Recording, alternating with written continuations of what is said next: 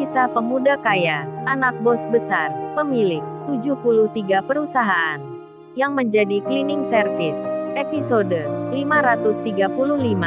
Monica dan Diana, yang sedang dihukum kerja. Tiba-tiba terkaget mereka melihat cowok yang dipanggil Tuan Muda berada di tempat ini. Monica pun langsung jantungan. Diana pun sama, begitu pula dengan Ibu Retno, serta juga staf lainnya, yang kemarin tak suka dan membenci Kenshin. Kini semuanya menjadi melongo dibuatnya. Terherannya luar biasa, karena laki-laki itu dihormati, dipanggil Tuan Muda, oleh orang yang lebih tinggi jabatannya. Dan Pak Chandra berkata, "Tuan Muda, maafkan saya, kalau ada kesalahan di perusahaan ini. Karena saya tak terlalu memperhatikan. Sebab kesibukan kerja di tempat utama membuat lupa tak memeriksa akan perusahaan ini. Apalagi ada 5 perusahaan lainnya yang harus saya tangani. Jadi saya memilih orang untuk jadi pimpinannya." Terlihat juga di situ Pak Targa dan staf kantornya.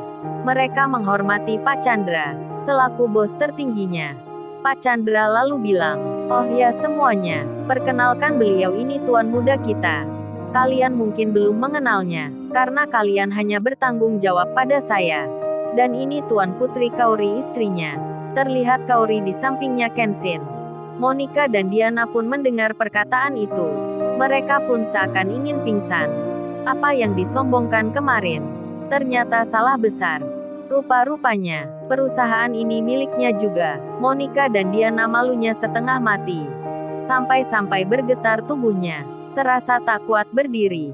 Begitu pula dengan Ibu Retno dan lainnya. Semua merunduk tak berani melihat Kenshin. Kenshin yang berdiri di depan. Di sampingnya ada Kaori. Kenshin pun bertanya, "Oh ya, bukannya Mbak ini yang bernama Monica? Dan Mbak di sebelahnya bernama Mbak Diana? Ibu ini juga ada di sini. Mengapa semuanya dihukum seperti ini? Bukankah kalian baru masuk kerja? Kok bisa menjalani hukuman seperti ini?" Monica pun langsung menjawabnya dengan berkata terus terang. Monica pun bicara, maafkan saya Mas sebelumnya. Kemarin sudah berbuat tak sopan ke Masnya. Dan ini kita terkena hukuman. Karena dibilang tak mencapai target kerja. Padahal kita baru masuk kemarin. Belum 1 bulan kerja, yang salah pegawai sebelumnya. Tapi kita yang mendapat hukuman. Diminta bertanggung jawab. Makanya kita dihukum begini. Merangkak di jalan seperti ini. Ini pun sudah 3 hari. Monica bercerita agak menangis. Kenshin lalu bertanya, "Kok mbaknya nggak keluar kerja saja? Atau protes melawan? Tapi kok mau menjalani hukuman kayak begitu? Padahal kemarin mbaknya dan semuanya saya lihat tak mau kerja susah. Ini malah menerimanya." Monica menjawabnya, "Oh itu Mas sebabnya. Kita semua punya jaminan surat penting. Surat tanah dan rumah yang ditahan perusahaan ini. Kalau kita keluar kerja dan tak menjalani hukuman itu, rumah kita akan disita." Kenshin pun bicara, "Pak Chandra, apa Pak Chandra memerintahkan begitu?" Pak Chandra pun menjawabnya, "Tentu saya tak berani Tuan Muda." Pak Chandra pun nampak marah. Kemudian beliau berkata ke wakil pimpinan perusahaan ini, serta semua staf kantornya, "Kalian ini sudah keterlaluan sekali. Mempermalukan saya dengan begini. Memangnya siapa yang membuat kebijakan seperti ini? Saya akan berhentikan kalian semua. Dan bos perusahaan ini juga saya akan pecat. Kok bisa-bisanya berbuat seenaknya?" Pimpinannya pun tak ada di tempat. Pak Targa dan lainnya pun ketakutan. Mereka khawatir akan dipecat. Hingga Pak Targa bilang, "Oh ini Pak Chandra, semua ini kebijakan dari Pak Susanto. Kita hanya menjalankan perintah." Kenshin lalu bilang, "Terus sekarang surat jaminannya di mana? Tolong cepat kembalikan ke mereka." Pak Chandra pun menyahut, "Apa yang kalian dengar? Tuan Muda sudah memerintahkan. Sekarang cepat ambilkan suratnya dan bawa ke sini semua." Seketika itu juga, para staf kantor eksekutif itu masuk ke dalam. Mereka akan mengambil surat pentingnya. Tak lama kemudian, masing-masing orang keluar dengan membawa surat jaminan itu. Kemudian diberikan ke Kenshin. Kenshin pun bilang, "Oh ya Mbak Monica, Mbak Diana, serta Ibu Retno dan lainnya. Silahkan maju ke depan. Ini surat pentingnya. Saya akan kembalikan. Mendengar Kenshin yang bicara begitu, tentu saja Monica dan Diana menjadi dak-dikduk dibuatnya. Bergetar hati mereka melihat Kenshin hanya dengan terpaku saja.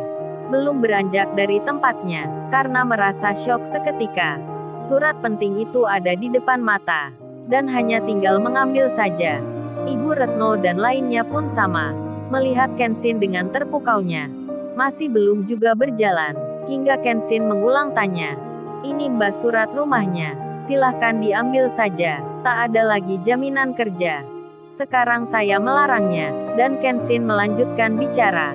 Oh ya kalau bersedia, Mbak Monica dan semuanya, bisa kembali kerja lagi. Di perusahaan lama, menempati posisi yang semula, karena Pak Rahmat belum mencari penggantinya. Dan Mbak Ayu pun tak mau jadi manajer. Gimana Mbak Monica dan lainnya? Apa masih mau kerja di sana? Kenshin bicara itu, sambil memegang surat jaminan tersebut. Saat mendengar perkataan itu, jantung Monica berdetak kencang, yang tak bisa ia tahan. Ditawari kembali kerja, oleh tuan muda yang ia remehkan. Rasa-rasanya Monica tak percaya. Bebannya langsung ringan. Kesedihannya tiba-tiba hilang. Monica pun menangis bahagia. Begitu pula dengan Diana, Ibu Retno pun sama, beserta dengan lainnya. Mereka menangis pula, sungguh-sungguh tak menyangka. Kini ditawari kerja, yang seperti semula, rasanya mendapat durian jatuh. Mendapat rezeki tak dikira. Monica pun tak menyia-nyiakan kesempatan. Bersama rekan lainnya, mereka langsung berjalan, menghampiri Kenshin. Monica pun berubah menyebut Kenshin.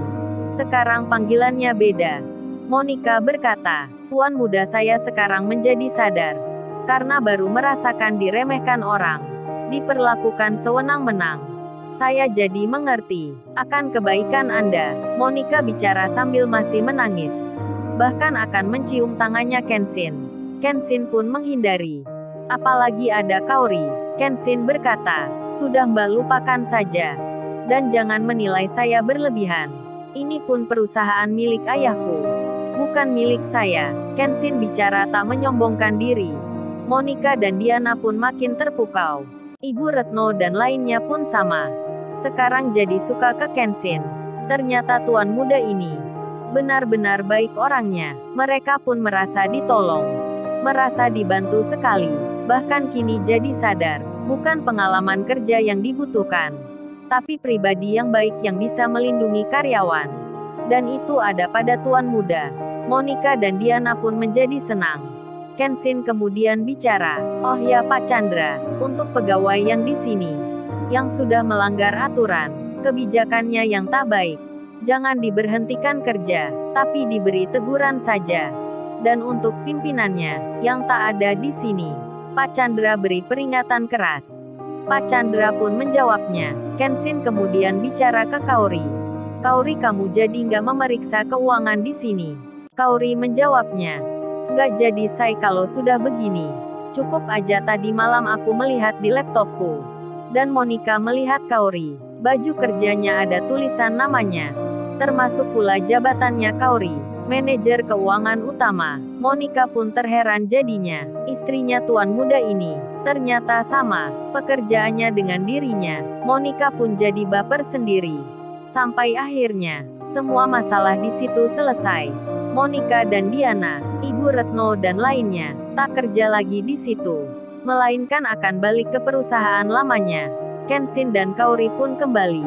Lalu, bagaimana kisah selanjutnya? Subscribe channel ini untuk episode berikutnya. Terima kasih. Jangan lupa ya guys, untuk kelanjutan ceritanya ada di YouTube. Jangan lupa subscribe ya guys, dan tekan notifikasinya